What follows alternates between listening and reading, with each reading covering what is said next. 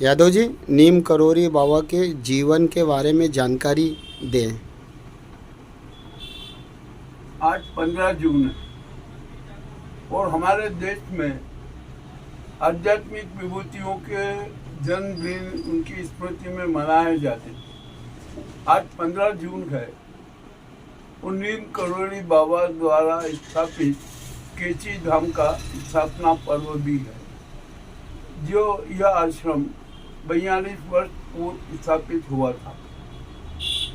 नीम करोली बाबा के बारे में जहाँ तक आम लोगों की धारणा है कि उनमें हनुमान जैसी शक्तियाँ थी, हनुमान जैसी चमत्कारिक भाव था और लोग उन्हें हनुमान का अवतार ही मानते थे।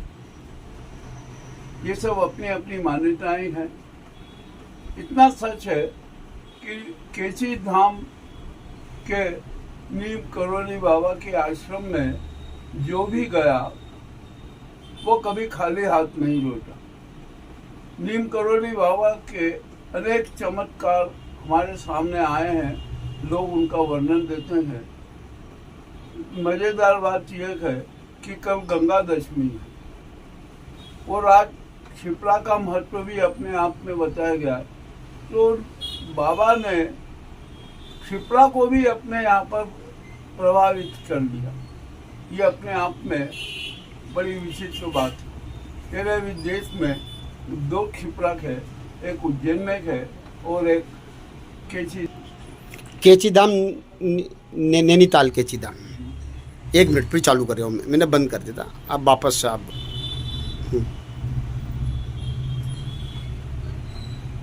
यह केची धाम आश्रम नैनीताल के करोली में स्थित है। यहाँ पर बाबा ने अपने अपने अनेक प्रकार के चमत्कार दिखाए। सबसे पहले तो उन लोगों को आध्यात्मिक और धार्मिक यज्ञ कर रहे थे, वहाँ पर घी की कमी पड़ी। बाबा ने कहा कि जाओ माँ क्षिप्रा से का पानी ले आओ, वो घी बन जाएगा और अपना सारा काम निपट जाएगा। यह सब वैसा ही हुआ और उसके बाद में बाबा ने जो क्षिप्रा से उधार घी लिया था उसको उसे क्षिप्रा में प्रवाहित किया। ऐसी ही एक घटना हमारे उज्जैन में भी घटित हुई थी। पीर ने जो वह एक अपने आश्रम में दत्त अखाड़ा में संजापुरी महाराज जी थे, वे अनुष्ठान कर रहे थे। उस समय घी की कमी पड़ी तो उन्होंने भी क्षिप्रा से घी उधार लिया था और भंडारा संपन्न हुआ और उसके बाद उन्होंने घी वापस। बाबा का चमत्कार बहुत बड़ा था। यहाँ पर कोई हम भारतीय लोग ही नहीं, देश विदेश के लोग भी बाबा के चमत्कारों से, उनके अस्तित्व से, उनके लोक कल्याणी स्वरूप से परिचित थे। राष्ट्रपति ओबामा, इटली के राष्ट्रपति एवं अनेक देशों के अच्छे अच्छे लोग बाबा के भक्त थे। क्या देखिए, भक्त कौन बनता है? जिसमें कुछ शक्ति होती है, जिसमें कुछ चमत्कार करने की भावना होती है, जिसमें लोक कल्याण की भावना होती है, तो सर्व कल्याण की भावनाओं को लेकर चले, उसके प्रति भक्तों की आस्था होती है। और यही कारण है कि नीम करोली बाबा ने हमेशा लोक हित, जनहित, गरीबों के लिए अपनी अच्छी भावनाएं रखी, उनको अच्छे अच्छे सौगातें दी, किसी भी तरीके से उन पर अपनी कृपा की। इसी कारण आज भी उनके लाखों भक्त केची धाम आश्रम में पहुंचे। एक और घटना आती है कि जब बाबा के करोली में बैठे थे, वे ट्रेन में बैठ गए और जब वे ट्रेन में बैठे तो वहाँ के जो भी टिकट चेकर आता था उसने उनको उतार दिया कि कैसे चढ़ गए, बिना टिकट के चढ़ना अच्छा नहीं है, उतार दिया। उनके उतरने के बाद ट्रेन को सिग्नल दे दिया, सब कुछ दे दिया, परंतु ट्रेन आगे बढ़ी ही नहीं। लाख चेकिंग किया, ये किया, सब कुछ किया, किंतु वो ट्रेन आगे नहीं बढ़ी।